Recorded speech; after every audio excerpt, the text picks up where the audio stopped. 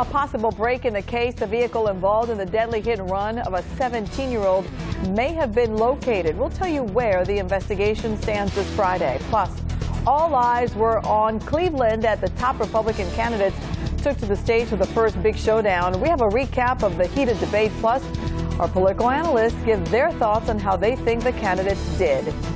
And now is your chance to save big on school supplies and clothes.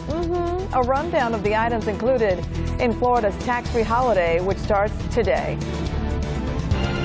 From News 13, the morning's first news. Traffic and weather together. This is your morning news weather now. Good Friday morning, everyone. I'm Yvette Brusois. You're watching News 13. Stay with us. A live report on the things you can get this weekend when you go shopping, tax-free. I love it. Let's get started right now with traffic and weather together. Sandra Osborne is here this morning. We'll get to you, Sandra, in just a moment. But right now, meteorologist Maureen McCann has a live look at your weather on the ones. Happy Friday. Happy Friday. Exactly. Yeah, we're looking at a nice start to the day and a quiet start to the weekend, but we're in for another hot day this afternoon. Here's a live look outside. Sunrise still about 45 minutes away. We are at 78 degrees, but with the humidity and that southwest wind, it feels like 81. Temperatures don't stray too far from the mid-70s. In fact, a very uniform map within a range of about 75 in Lakeland to 77 in Sanford. So high pressure off to our south and east, sending in a west-southwesterly flow. That front up to the north is going to create a slightly higher chance of rain for our northern counties today, and that is among your weather headlines. So hot end to the work week, storms in the afternoon. Look at that last weather headline, back to school weather. Yes, next week we will have your back to school forecast with your bus stop forecast right at this time at the top of the hour.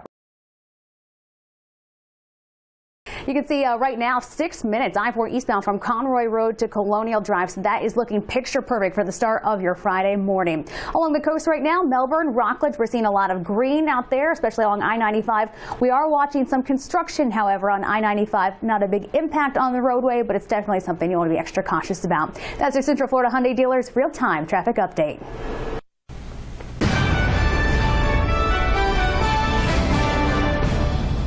Big crowd and a fiery one at that, and they proved it last night in the first GOP debate in the race for the Republican presidential nomination. Fox News hosting the debate with 10 of the candidates last night, including the frontrunner in the latest polls, Donald Trump. Trump has been criticized over his comments about Mexican immigrants. On the national stage last night, he doubled down and suggested that the Mexican government is to blame, sending its criminals to the U.S., and we need to keep them out.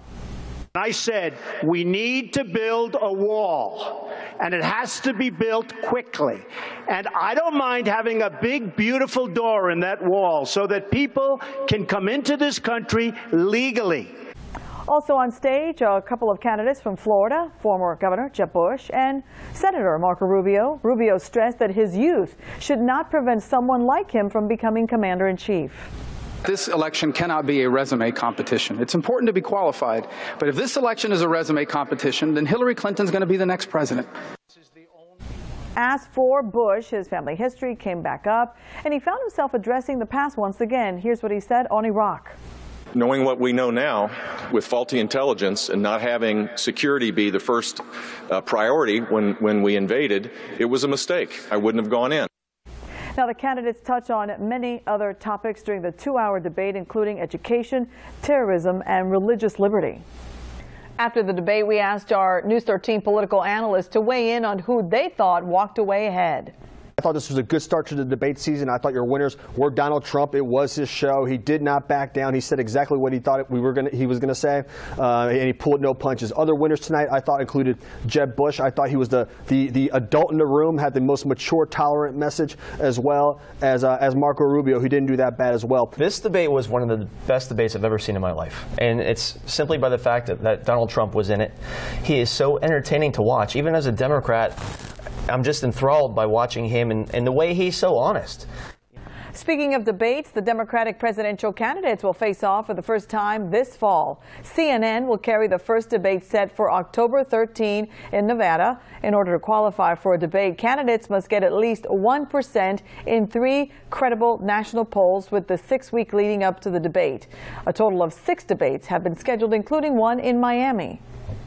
At mynews13.com/election2016, you'll see which Republicans and Democrats are running for president. Also, an interactive feature that shows you the candidates, the potential candidates, and what kinds of experience they have. The Florida Department of Law Enforcement is one step closer to finding the driver responsible for the deadly hit and run that killed a teenager on Wednesday afternoon in East Orange County. So FHP has located the car they suspect is involved in all this, and now investigators are examining it to make sure this indeed was the vehicle involved. News 13's Amanda McKenzie is joining us live once again this morning from the Florida Highway Patrol office in Orlando. So Amanda, what more can you tell us today about how the car was found? Well, Ebeth, troopers say it was good old-fashioned police work as they canvassed the area around the crime scene. Now, records show that there were 15 registered vehicles near the hit and run, matching the description of a blue Dodge Dart sedan. Now, this vehicle in particular had damage consistent with what investigators were looking for after 17-year-old Rakib Chowdhury was hit and killed on Trevarthen Road while riding his bicycle in front of his family's home. It was to the left side of the vehicle, it had the mirror missing, and it had damage to the car. Investigators say Chowdhury died at the scene. His father was inside their home when it happened and heard the crash. Witnesses told investigators that the driver backed up for a moment and then drove off. Chowdhury's father ran outside and watched his son die from his injuries as paramedics arrived. Now, at this time, FHP is not releasing the exact location of where this vehicle was recovered or the name of the owner. For now, FDLE is still processing the car to determine if it is the exact car responsible for this fatal hit and run. We hope to have an update on this investigation later today. Live in Orlando, Amanda McKenzie, News 13. Right now, a man is on the loose who deputies say broke into a woman's home and committed a sex act in front of her. This is a sketch of the suspect. The break-in happened early Saturday morning at a home in the Weatherby Lakes subdivision. Orange County Sheriff's Office sex crimes detectives need your help to find him. They say he's a Hispanic man in his 30s. He has groomed facial hair and is about 5 feet 10 inches tall with a thin build. He was last seen wearing a gray striped shirt, jeans, and black shoes. If you know who this person is, call Crime Line at 1-800-423-TIPS. Happening today, a judge will hear from experts to decide whether a Seminole County man accused of killing his own mother is competent to stand trial. A judge found Joshua Ortiz incompetent at a hearing back in February. A hearing is scheduled for today to find out whether his mental health has improved. Ortiz is accused of strangling his mother, Jacqueline, at their home in Oviedo last October. Forget about Black Friday. Some big deals are expected today at so many stores. Today kicks off a week of tax-free back-to-school shopping in Florida. How fabulous does that sound? News 13's Jerry Hume is live at the Avenue Vieira. Jerry, last year the sales tax holiday was only 3 days. This is the first year we've got a whole week to shop. Yeah, Beth, it starts today and continues through Sunday, August 16th. So it's a great time to get your glue sticks and crayons without having to pay tax.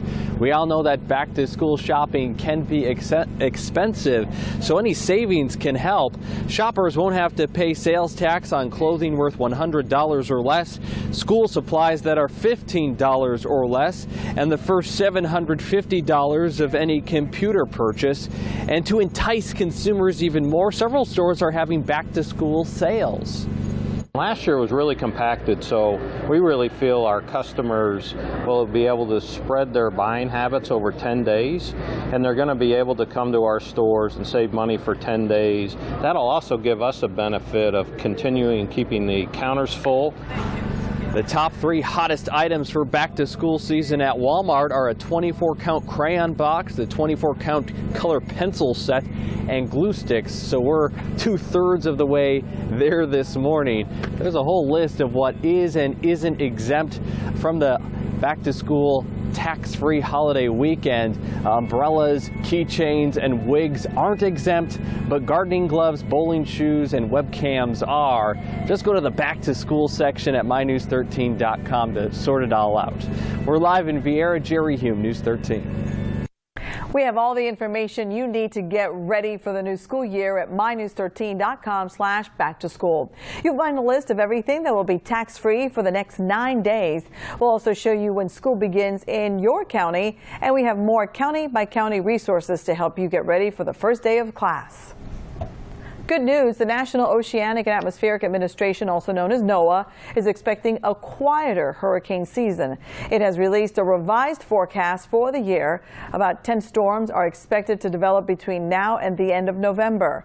Forecasters also expect as many as 4 hurricanes, one of them being a major one.